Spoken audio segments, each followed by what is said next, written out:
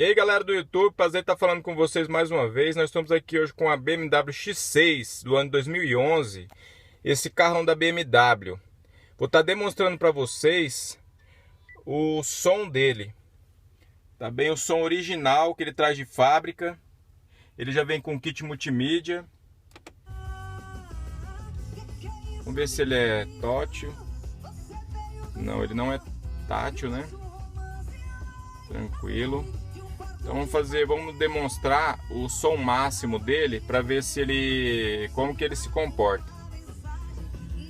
Ele tem o comando aqui no volante também.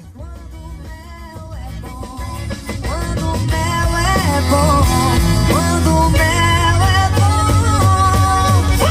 a abelha sempre volta. Oh, oh, vocês comigo, vai! Faz som agradável, mesmo na altura máxima, não distorce.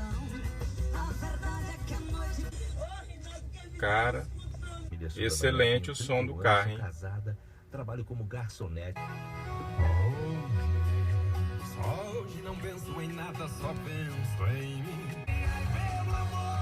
E valorizo ela. Vamos ver se a gente acha aqui um outro ritmo de música. Ter uma criança correndo. Sozinho pra variar. Não tem não, é só sertanejo mesmo. Nesse horário, né, pessoal? Juro não ligar pra ela.